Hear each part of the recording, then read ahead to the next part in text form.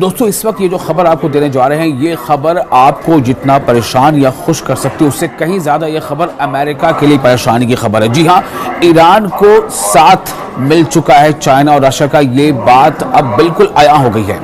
आपको ये बता दें कि ईरान ने चीन और रूस के साथ मिलकर 17 फरवरी को ही स्ट्रेट ऑफ हॉर्मुज़ में मुश्तरका यानी ज्वाइंट नेवल एक्सरसाइजेस की हैं। ये बहुत बड़ी खबर है। ईरान की जो नेवल फोर्सेस हैं उसके साथ साथ रूस की नेवल फोर्सेस और चाइना की जो नेवी है, इन तीनों का जॉइंट ऑपरेशन हुआ है। और ये तीनों का जॉइंट ऑपरेशन कहाँ हुआ है? स्ट्रेट ऑफ हॉर्मुज़ में। स्ट्रेट ऑफ हॉर्मुज़ काफ़ी टैक्टिकली इंपॉर्टेंट इलाका है। ये naval exercises maritime security belt 2026 के उन्वान से मुनक़्क़िद की जा रही है। रूसी सदारती माविन और मैरीटाइम बोर्ड के चेयरमैन निकोलाई पात्रुशेव ने एक रूसी अखबार को बताया कि ऐसी मशक़ें मगरबी ममालिक की जानिब से इख्तियार की जाने वाली गन बोट डिप्लोमेसी का मुकाबला करने के तनाजुर में निहायत अहम साबित हुई है, ख़ास तौर से ईरान के इर्द गिर्द। इनके मुताबिक इन नेवल एक्सरसाइजेस का मकसद आलमी समंदरों के इस्तेहकाम को यकीनी बनाना है। इत्तेहादी ममालिक यानी जो भी अलायंस में जो कंट्रीज़ हैं, इनके बहरी जहाज जो हैं ये बंदरगाह पर मौजूद हैं, जो बंदर अब्बास जिसका नाम बताया जा रहा है। और इस अहम आबी गुजरगाह को जो वाटर कैनाल है समंदर का, इसके करीब वाक़ है। ताहम इन एक्सरसाइजेस का बुनियादी मरकज़ खलीज ओमान के वसी समंदरी इलाके हैं। आप सोचें, वही ओमान के आसपास का जो समंदर है वहाँ पर ये नेवल एक्सरसाइज हो रही है और वहाँ से बहुत करीब है स्ट्रेट ऑफ हॉर्मुज़। तो ये मशक़ें आबनाए हॉर्मुज़ यानी स्ट्रेट ऑफ हॉर्मुज़ के दहाई से शुरू होकर बहरे ओमान और शुमाली बहरे हिंद यानी इंडियन ओशन का जो उत्तरी इलाका है वहाँ तक फैली हुई है। इतने बड़े एरिया में यहाँ पर नेवल एक्सरसाइज चल रही है, जिसमें ईरान की बहरिया यानी नेवी शामिल है, चाइना की बहरिया, चीन की नेवी शामिल है और रूस की नेवी शामिल है।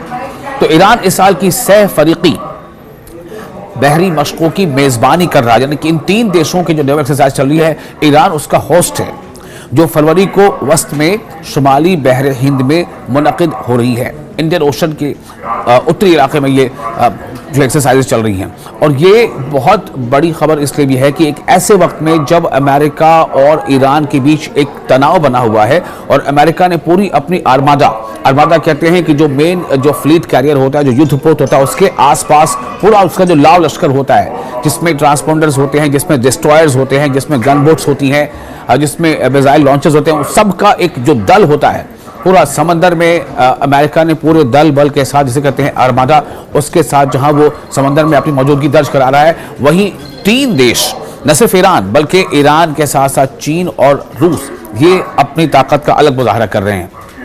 तो रूस बहरी जो रशियन बाल्टिक बेड़े का कॉर्वेट जहाज फ्लीट मुश्तरका बशको जिसका नाम है स्टॉइकी, इसे डिस्ट्रॉयर के नाम से भी जाना जाता है। इससे कबल बंदर अब्बास में ईरान के पहले नेवल डिस्ट्रिक्ट पर लंगर अंदाज हो चुका है। अब आप सोचें कि ये बाज़ाब्ता तस्वीरों में भी आपको दिखाएंगे किस तरह से ये रशिया का ये डिस्ट्रॉयर है, जो किसी भी फ्लीट कैरियर के साथ साथ चलता है, जो बेड़ा होता है समुद्री बेड़ा उसके साथ साथ चलता है। तो पेट्रोशेव ने यह कहा है कि मॉस्को मगरबी बालादस्त यानी वेस्टर्न हेजेमनी है, उसके जवाब में समंदरों पर कसीर कुतुबी आलमी निज़ाम कायम करने की कोशिश कर रहा है। उन्होंने मजीद कहा है कि ब्रिक्स जो है वो रूस रायतों से फ़ायदा उठाएगा और एक मुकम्मल स्ट्रैटेजिक मैरीटाइम डायमेंशन की ज़रूरत पर उन्होंने जोर दिया है। यानी कि अब इसमें देखिए ब्रिक्स का भी नाम आ गया है। आपने पहले बताया था किस तरह से ये तमाम देश, और इसीलिए एक दिन पहले जो आपसे मैंने कहा था कि जब खामनेई ने खुद इस बात को डायरेक्टली अमेरिका को इंतबाह देते हुए कहा था कि अमेरिका अपने जिन समुद्री बेड़ों के बल पर धमकियां दे रहा है, उसे मालूम होना चाहिए कि हमारे पास उससे ख़तरनाक ऐसे हथियार हैं जिनसे हम अमेरिका के समुद्री बेड़े को डुबो सकते हैं। हमारे पास ऐसे हथियार हैं जो हम उनके तमाम बेड़ों को समंदर में गर्काब कर सकते हैं, उसे डुबो सकते हैं। और अब देखिए कि ये तीन देशों के एक साथ जो नेवल एक्सरसाइज चल रही है, जिसमें ईरान शामिल है, चीन शामिल है, रूस शामिल है, क्या ये अमेरिका के लिए एक बहुत बड़ा धचका नहीं है? ईरान के जो नायब सदर हैं यानी वाइस प्रेसिडेंट मोहम्मद रजा आरिफ, उन्होंने इन इंतबाहात पर रद्दअमल देते हुए कहा है कि मुल्क हालत जंगी तैयारी में है और ईरान अपने दिफा के लिए, अपने डिफेंस के लिए पूरी ताकत इस्तेमाल करेगा। इस्लामिक जमहूरिया के अली खामनेई जो सुप्रीम लीडर हैं, बार बार कह चुका हम, सुप्रीम लीडर अली खामनेई ने हाल ही में खबरदार किया है कि अगर ईरान के खिलाफ कोई फौजी कार्रवाई की गई तो तेहरान अमरीकी तैयारा बरदार बहरी जहाज़ों को समंदर की तह में डुबो देगा।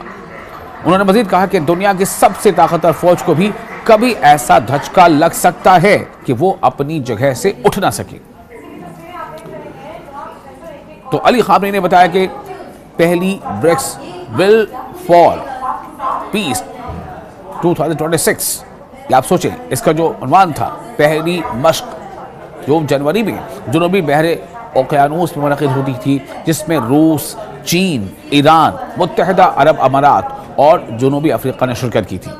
मैरीटाइम सिक्योरिटी बेल्ट की जो मश्कें हैं 2019 से हर साल ईरानी बहरिया की पहल पर मुनक़िद की जा रही हैं। ये हर साल ये एक्सरसाइज होती है और इस बार जो एक्सरसाइज हो रही है इसका ख़ास तौर से इसकी काफ़ी अहमियत बढ़ जाती है ऐसे वक्त में जब समंदर में ईरान को घेरने की कोशिश अमेरिका कर रहा है।